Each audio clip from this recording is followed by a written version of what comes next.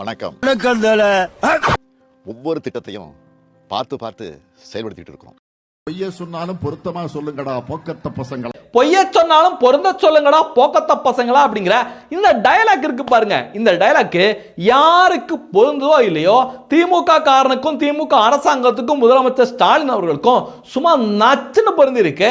வாரம் ஒரு முறை மக்களை ஏமாத்துறதுக்காக நாங்க இந்த திட்டங்களை கொண்டு வந்தோம், இந்த திட்டங்களை சிறப்பாக செயல்படுத்திட்டு இருக்கோம் அப்படின்னு நம்ம முதலமைச்சர் சார் வந்து அப்படியே வாயில வடையா சுட்டுக்கிட்டு இருப்பாரு. ஆனா கிரவுண்ட் ரியாலிட்டி பாத்தீங்கன்னா நாரை கிடக்கு. திமுகவோட ஆட்சியோட கிரவுண்ட் ரியாலிட்டி நாரை கிடக்கு. இப்ப கூட ஒரு செய்தியை எல்லாரும் பார்த்திருப்பீங்க. 207 அரசு பள்ளிக்கூடங்கள் தமிழகத்தில் மூடப்படுகின்றன. எதனாலயா மூடுறாங்க அப்படின்னு பாத்தீங்கன்னா அங்க மாணவர்கள் சேர்க்கை ஜீரோவாக இருக்கு. ஏன் மாணவர்கள் சேரல அப்படின்னு பாத்தீங்கன்னா அங்க இருக்கின்ற கட்டிடங்களோட தரம் ரொம்ப மோசமா இருக்கு. படிச்சுக்கிட்டு இருக்கையில திடீர்னு மேற்கூரைகள் வந்து இடிஞ்சு விழுந்து காயம் ஏற்படுற செய்தியை நம்ம பார்த்துருப்போம். சாப்பாட்டோட தரம், கல்வியோட தரம் இதெல்லாம் மோசமாக இருக்கிறதுனால சாமானிய ஏழைப்பாளைகள் கூட, ஒருவேளை சாப்பாட்டுக்கு வழி இல்லாத ஏழைப்பாளைகள் கூட நம்ம குழந்தைகளோட கல்வி முக்கியம், குழந்தைகளோட உயிர் முக்கியம் அப்படிங்கிறதுனால இப்போ அரசாங்க பள்ளியை நோக்கி இந்த திராவிட மாடல் ஆட்சியில் அவங்க வர்றதே கிடையாது. அவங்கெல்லாம் பிரைவேட் பள்ளிக்கூடத்துக்கு போயிட்டு இருக்காங்க. அவங்கள பிரைவேட் பள்ளிக்கூடத்துக்கு இந்த அரசாங்கம் திணிச்சுட்டு இருக்கு அப்படின்னு சொல்லலாம். ஏன்னா இங்க பள்ளி கல்வித்துறை அமைச்சர் உதயநிதி ரசிகர் மன்ற தலைவராக இருக்கிற அன்பில் மகேஷ் பொய்யாமல் என்ன சொல்லுவார், திமுகவோட ஆட்சி தான் பள்ளி கல்வித்துறையோட பொற்காலம் அப்படின்னு அவர் ஒரு பக்கம் வடையா சுட்டு தள்ளுவாரு. இதுதான் திமுக ஆட்சியோட அலங்கோலமா இருக்கு. வருடம் டாஸ்மாகோட எண்ணிக்கை தொடர்ந்து கூடிட்டு இருக்கு. பள்ளிக்கூடங்களோட எண்ணிக்கை, அரசு பள்ளிக்கூடங்களோட எண்ணிக்கை குறைஞ்சிட்டு இருக்கு அப்படிங்கிறது தான் நிதர்சனமான உண்மை. அடுத்து பாத்தீங்கன்னா தமிழக கொத்தடிமை மீடியாக்கள் ஒரு செய்தியை பயங்கரமா கொண்டாடிட்டு இருக்காங்க. ஐயோஹோ ஆஹோ ஓஹோ அப்படின்னு பயங்கரமா கொண்டாடிட்டு இருக்காங்க. அதுல கருணாநிதிக்காரனும் சுண்டிவிக்காரனுக்கும் சந்தோஷம் தாங்க முடியல, பயங்கரமா கொண்டாடிட்டு இருக்காங்க. என்ன செய்தி அப்படின்னு பாத்தீங்கன்னா, நெல்லை மனோமணியம் சுந்தரனா பல்கலைக்கழக பட்டமளிப்பு விழாவில் ஆளுநர் ரவியை புறக்கணித்து துணைவேந்தரிடம் பட்டத்தை பெற்றுக்கொண்ட நாகர்கோவிலை சேர்ந்த மாணவி Jean Joseph. Nagercoil Jean Joseph இதெல்லாம் கனெக்ட் பண்ணி பார்க்கையிலேயே ரொம்ப தெளிவாக நமக்கு புரியுது. மதவரி பிளஸ் மத வன்மம் அப்படிங்கிறது ரொம்ப தெளிவாக புரியுது. சரி அப்படின்ட்டு அந்த மாணவி கீழே இறங்கி வர்றாங்க. வந்தோடனே இங்கே இருக்கின்ற கொத்தடிமை மீடியாக்கெல்லாம் ஓடி போய் என்ன பண்ணுறாங்க, பேட்டி எடுக்கிறதுக்காக போகிறாங்க. அந்த பேட்டியில் அந்த மாணவி என்ன சொல்லுது அப்படின்னா, யார்கிட்ட பட்டம் வாங்கணும் அப்படிங்கிறது என்னுடைய உரிமை அப்படின்னு சொல்லிட்டு அடுத்த ஒரு பாயிண்ட் சொல்லுது பாருங்க. அதான் முக்கியமான பாயிண்ட். ஆளுநர் RN ரவி அவர்கள் தமிழுக்கும் தமிழ்நாட்டுக்கும் எதிரானவர், அதனால தான் நான் அவர்கிட்ட பட்டத்தை வாங்கலை அப்படின்னு அறிவாலயத்தில் உட்கார்ந்து டைலாக் எழுதுவாங்கல்ல, அதே டைலாக்கை சொன்ன உடனே இது மதவரி பிளஸ் திமுக காரன் அப்படிங்கிறது கன்ஃபார்மே ஆயிடுச்சு. அதை கன்ஃபார்ம் பண்ற மாதிரி இப்போ புகைப்படங்கள், ஏகப்பட்ட புகைப்படங்கள் வெளிவந்துட்டு இருக்கு. இது மாணவி கிடையாது, ஒரு திமுக காரனோட மனைவி தான் இந்த மாதிரியான நாடகத்தை பண்ணியிருக்கு அப்படின்னு ஆதாரத்தோட இன்னைக்கு தகவல் வெளிவந்துட்டு இருக்கு. குறிப்பா அண்ணாமலை அவர்கள் கடுமையான கண்டனத்தை தெரிவித்திருக்காரு. நெல்லை மனோமணியம் சுந்தரனா பல்கலைக்கழக பட்டமளிப்பு விழாவில் நாகர்கோவில் மாநகர திமுக துணை செயலாளர் திரு ராஜன் என்ற நபரின் மனைவி திருமதி ஜீன் ஜோசப் என்பவர் ஆளுநர் கையால் பட்டம் பெற மாட்டேன் என கூறியிருக்கின்றார். காலங்காலமாக கட்சியில் பெயர் வாங்க திமுகவினர் அரங்கேற்றி வரும் தரங்கட்ட நாடகங்களுக்கு கல்வி நிலையங்களையும் பயன்படுத்தி வருவது வன்மையாக கண்டிக்கத்தக்கது. திமுகவின் கீழ்த்தரமான அரசியல் எல்லாம் கல்வி நிலையங்களை வச்சுக்க கூடாது அப்படின்னு தங்களுடைய கட்சியினருக்கு முதலமைச்சர் ஸ்டாலின் அவர்கள் அறிவுறுத்த வேண்டும். திமுகவே பிடிக்காத மக்களே தமிழகத்தில் அதிகம். அவர்களும் இதே போன்று நடந்து கொண்டால் முதலமைச்சர் ஸ்டாலின் அவர்கள் தனது முகத்தை எங்கே கொண்டு வைத்துக் கொள்வார் அப்படின்னு சரியான கேள்வியை கேட்டிருக்காரு. உண்மைதானே? திமுகவை பிடிக்காதவன் தான் தமிழ்நாட்டில் அதிகமாக இருக்கான். முதலமைச்சர் ஸ்டாலின் அவர்கள் பட்டமளிப்பு விழா நான் மக்களை சந்திக்கிறேன் அப்படின்னு போகிற இடத்துலலாம் இந்த மாதிரி ஒரு சம்பவம் நடந்தால் என்ன ஆகும்? ஒரு இடத்துல அமைச்சர் பொன்முடி மக்களை சந்திக்க போறேன் போனாரு. அங்க என்னாச்சு, மக்கள் சாணியையும் மண்ணையும் ஒன்னா எடுத்து பொன்முடியை அடிச்சு விரட்டினாங்கல்ல. அந்த மாதிரி திமுகவை பிடிக்காத, திமுகனாலே எங்களுக்கு ஆவாது அப்படிங்கிற மக்கள் தமிழகத்தில் ஏராளம். அந்த மக்களும் இந்த மாதிரி நடந்துகிட்டா முதலமைச்சர் ஸ்டாலின் எங்கேயா போய் முகத்தை கொண்டு வச்சுக்குவாரு அப்படிங்கிற மாதிரி அண்ணாமலை அவர்கள் சரியான அடியை கொடுத்திருக்காரு. தெரிஞ்சு இந்த திமுக காரனோட மனைவிக்கு தமிழ் மீதும் தமிழர்கள் மீதும் உண்மையிலேயே மிகப்பெரிய காதல் இருந்தா விளக்கம் மாத்த சாணியில முக்கி நேரா அந்த விளக்கமாற எடுத்துக்கிட்டு அறிவாலயத்துக்கு போய் என்னடா ஆட்சி நடத்துறீங்க, தமிழ் மக்கள் எவ்வளவு கஷ்டப்பட்டு இருக்காங்க. நீங்க ஆட்சிக்கு வரதுக்கு முன்னாடி என்ன சொன்னீங்க? சட்டம் ஒழுங்கை எங்களுடைய நேரடி கண்காணிப்பில் வச்சுக்குவோம், சட்டம் ஒழுங்கு ரொம்ப சூப்பரா இருக்கும், தமிழகம் அமைதி பூங்காவா இருக்குன்னு சொன்னீங்க. ஆனா இன்னைக்கு என்ன நடக்குது? லாக்அப் மரணங்கள் நடக்குது. அண்ணா யூனிவர்சிட்டி போன்ற மிக முக்கியமான இடங்கள்ல பாலியல் குற்றங்கள் நடந்துட்டு இருக்கு, கொலை நடக்குது, கொள்ளை நடக்குது. இதெல்லாம் உங்களால சரி பண்ண முடியல. எதுக்குன்னா வெங்காயத்துக்கெல்லாம் நீங்க ஆட்சி நடத்துறீங்க அப்படின்னு தமிழர்கள் மீது பற்று இருந்தா அறிவாலயத்தில் போய் விளக்கமரம் வச்சு சாத்துன்னு சாத்தி இருக்கணும். அடுத்து தமிழ் மீது உண்மையிலே இந்த அம்மாவுக்கு மிகப்பெரிய பற்று இருந்தா முதலமைச்சர் ஸ்டாலின் அவர்களை நோக்கி, உதயநிதி ஸ்டாலின் அவர்களை நோக்கி, நீங்க என்னையா தமிழ் படிக்கிறீங்க?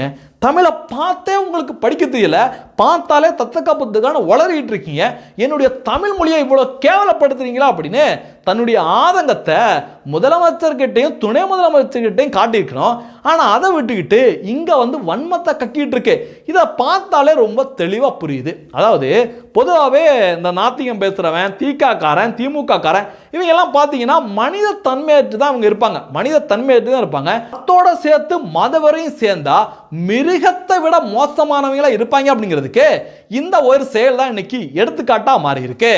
பார்த்தீங்கன்னா அப்பா இருக்கார்ல சபாநாயகர், அவரை சொந்த தொகுதி மக்கள் ஓட விரட்டியிருக்காங்க. குடிநீர் இணைப்பு திட்டத்தை தொடங்கி வைக்கிறேன் அப்படின்னு 2-3 திமுக கவுன்சிலர்லாம் கூப்பிட்டு அப்படியே ஜம்முன்னு போயிருக்காரு. நான் வந்து யாரு சபாநாயகர், என்ன யாரா கேப்பா அப்படின்னு அப்படியே நேராக போயிடணுன்னே மக்கள் என்ன பண்ணியிருக்காங்க? ஐயாங்க வாங்க, என்ன 40 விழுக்காடு கூட திட்டம் நிறைவேறல, என்ன ஸ்டிக்கர் ஒட்ட வந்திருக்கீங்களா அப்படின்னு மக்கள் ஓட விரட்டியிருக்காங்க. ஐயா என்னை விடுங்க சாமி அப்படின்னு சபாநாயகரும் அந்த இடத்தை விட்டு ஓடினார் அப்படிங்கிற செய்தி இன்னைக்கு வந்திருக்கு. அடுத்து பார்த்தீங்கன்னா கிட்னி திருட்டு. திமுக ஆட்சியில் சட்னி திருட்டும் கிட்னி திருட்டும் ரொம்ப சகஜமா நடந்துட்டு இருக்கு. மக்களோட கிட்னியை சட்னி மாதிரி கூவி வித்துட்டு இருக்காங்க. குறிப்பா திராவிட ஆனந்தன் பேரை பார்த்தீங்களா? திராவிட ஆனந்தன் அப்படிங்கிற பொறுக்கி பைய மக்களோட ஏழ்மையை பயன்படுத்தி, குறிப்பா விசைத்தறி தொழிலாளர்களோட ஏழ்மையை பயன்படுத்தி அவங்களுக்கு 5 லட்சம் தரேன், 2 லட்சம் தரேன், 1 லட்சம் தரேன் அப்படின்னு பேரம் பேசி அவங்களுடைய கிட்னியை உருவி மார்க்கெட்ல 50 லட்சம் 60 லட்சத்துக்கு வித்து பயங்கரமா கல்லா கட்டியிருக்காங்க. ஆனா அந்த பொறுக்கி பயல இதுவரைக்கும் இந்த திராவிட மாடல் அரசாங்கம் கைதே பண்ணல. அந்த அதிர்ச்சியிலிருந்து மக்கள் மீள்றதுக்குள்ள நேற்று ஒரு வீடியோ செம வைரலாக போயிட்டு இருக்கு. ஏன்னா ஒரு எம்எல்ஏ தான் இதை வந்து மிகவும் இந்த கிட்னி திருட்டில் ஒரு எம்எல்ஏவோட பேரு பயங்கரமாக அடிபட்டு இருந்தது. அந்த எம்எல்ஏ ரொம்ப கேஷுவலாக சொல்லியிருக்காரு, இவ்வளோ ஆப்ரேஷன் தான் பண்ணேன், இவ்வளோ தான் அறுத்து எடுத்தேன், எனக்கு இவ்வளோ தான் அமௌண்ட் கிடைச்சிருக்கு அப்படின்னு ரொம்ப கேஷுவலாக பேசியிருக்காங்க. அந்த வீடியோவை முதல்ல பாருங்க. அவங்களுக்கு மருந்து செலவு, டாக்டர் ஃபீஸ் எல்லாம் கொடுத்தது போக எனக்கு ஒரு 2 லட்ச ரூபா 3 லட்ச ரூபா கிடைக்கும். எங்கள் அப்பாவோட ரோல்ஸ் ராய்ஸ் காரோட விலை தெரியுமா? அது 14.5 கோடி. நான் பண்ண மொத்த ஆப்ரேஷனே 252 தான். 2 லட்ச ரூபான்னு வச்சுக்கிட்டா எப்போ வந்து நான் ரோல்ஸ் ராய்ஸ் பண்ணுறது? திருப்பூட்டூரில் இருக்க எல்லா கிட்னியும் கலந்தாலும் ஏன்னா அது வந்து ஒரே ஒரு இது என்னன்னா, எனக்கு என்ன ஒரே ஒரு வருத்தம்னா, யாருமே புரிஞ்சுக்கல அந்த 252 பேர் உயிரை காப்பாற்றிருக்கேன். அதை பற்றி யாரும் பேசவே இல்லை. இந்த எம்எல்ஏ பேசுறான் பாத்தீங்களா? இந்த எம்எல்ஏவை விட சுத்தி நிக்கிறாங்க பாருங்க, அவங்க தான் மிகவும் ஆபத்தானவங்கன்னு நினைக்கிறேன். சிரிக்கிறாங்க. அதனால என்ன சொல்றாரு? திருப்பட்டூர்ல இருக்கிற எல்லாரோட கிட்னி உருவினாதான் நான் வந்து கார் வாங்க முடியும் அப்படின்னு கேஷுவலா சொல்லிட்டு இருக்காங்க. ஆனா இவங்க சுத்தி சிரிச்சிட்டு இருக்காங்க. இதுக்கு அண்ணாமலை அவர்கள் சரியான கண்டனத்தை தெரிவிச்சிருக்காரு. ஒரு கிட்னி மாற்று அறுவை சிகிச்சைக்கு 2 முதல் 3 லட்சம் தான் கிடைக்கும். ரோல்ஸ் ராய்ஸ் காரின் விலை 14.5 கோடி. அதை வாங்க வேண்டும் என்றால் திருப்பத்தூரில் உள்ள அனைவரின் சிறுநீரகத்தையும் எடுக்க வேண்டும் என பொதுக்கூட்டத்தில் வெக்கமின்றி பெருமையோட பேசும் மணச்சநல்லூர் திமுக எம்எல்ஏ கதிரவன் அப்படின்னு அண்ணாமலை அவர்கள் சரியான கண்டனத்தை தெரிவித்து இந்த வீடியோவை ஷேர் பண்ணி விட்டுருக்காரு. திமுக காரனுக்கு என்ன வெக்கம்? ரொம்ப கேஷுவலாக பண்ணுறாங்க. கொலை தானே, கிட்னி திருட்டு தானே, இதெல்லாம் அசால்ட்டுப்பா அப்படிங்கிற மாதிரி ரொம்ப அசால்ட்டாக பண்ணிக்கிட்டு இருக்காங்க. அடுத்து பார்த்தீங்கன்னா பப்பு ராகுல் பூந்தி. உண்மையிலேயே நம்முடைய தேசம் பார்த்த மிக மோசமான எதிர்க்கட்சி தலைவர் பப்பு ராகுல் பூந்தி தான். எலெக்ஷன் கமிஷன் வந்து இப்படி பண்ணிட்டாங்க, நிறைய பேர் வாக்காளர்களை போலி வாக்காளர்களை சேர்த்துட்டாங்க அப்படின்னு ஒரு வாரமாக உருண்டுகிட்டே கிடக்குறாங்க. உருள்றாங்க, பிறல்றாங்க, கத்துறாங்க, கதறாங்க. ஆனால் தேர்தல் ஆணையம் ஒரே விஷயத்தை தான் கேட்குது, எப்பா உன்கிட்ட ஆதாரம் இருக்குல்ல, அந்த ஆதாரத்தை எடுத்துக்கிட்டு எழுத்துப்பூர்வமாக கம்ப்ளைண்ட் எழுதி எங்கள்கிட்ட கொடு அப்படின்னு தேர்தல் ஆணையம் கேட்குது. ஆனால் இதுவரைக்கும் பப்பு ராகுல் பூந்தி தேர்தல் ஆணையத்துக்கிட்ட எந்த ஒரு ஆதாரத்தையும் எந்த ஒரு டாக்குமெண்ட்டையும் கம்ப்ளைண்டாக கொடுக்கவே இல்லை. இப்போ மட்டும் கிடையாது, 2014 இருந்து பிரைம் மினிஸ்டர் நரேந்திர மோடி அவர்கள் எப்போ வெற்றி பெற்றாரோ அன்னையிலிருந்து இவங்க எந்த ஒரு கம்ப்ளைண்ட்டையும் கொடுக்கல. ஆனால் மக்களை குழப்பறதுக்காக தேர்தல் ஆணையம் இது பண்ணிருச்சு அது பண்ணிருச்சு அப்படின்னு பயங்கரமாக உருட்டிட்டு இருக்காங்க.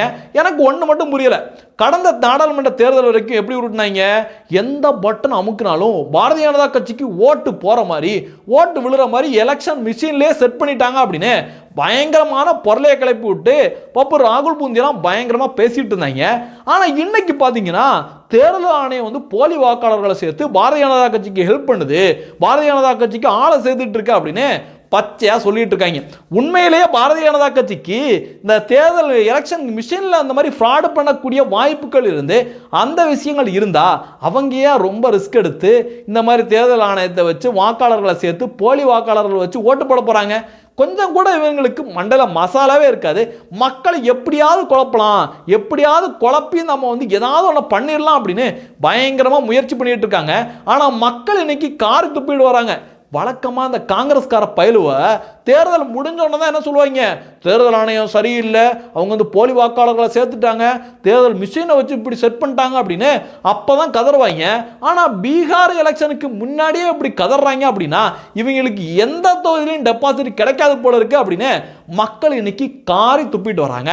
இந்த தகவல்களை பற்றி நீங்கள் என்ன நினைக்கிறீங்க அப்படிங்கிறதையும் பதிவு பண்ணுங்க. நன்றி, ஜெய்ஹிந்த், வந்தே மாதரம். அடுத்து இன்னொரு விஷயத்தை உங்கள்கிட்ட ஷேர் பண்ணிக்கணும் அப்படின்னு ஆசைப்படுறேன். நம்முடைய பாரத் ஃபர்ஸ்ட் சேனலுக்கு நீங்கள் பேராதரவை மிகப்பெரிய ஆதரவை கொடுத்துட்டு வரீங்க. எல்லாருக்குமே நெஞ்சார்ந்த நன்றியை தெரிவிச்சுக்கிறேன். நம்முடைய சேனலுக்கு அடுத்த கட்ட வளர்ச்சிக்காக ஒரு கேமரா, இப்போ நம்ம மொபைலில் தான் ஷூட் பண்ணிட்டு இருக்கோம் அந்த வீடியோக்கள் எல்லாமே, ஒரு கேமரா, ஒரு சிஸ்டம் இதெல்லாம் வாங்கலாம் அப்படின்னு முடிவு பண்ணியிருக்கோம். நீங்கள் அதுக்கு பங்களிப்பாக ஏதாவது உதவி பண்ண நினச்சிங்கன்னா டிஸ்கிரிப்ஷனில் ஜிபே நம்பர், அக்கௌண்ட் நம்பர் எல்லாமே கொடுத்துருக்கேன். நன்றி, ஜெய்ஹிந்த், வந்தே மாதரம்.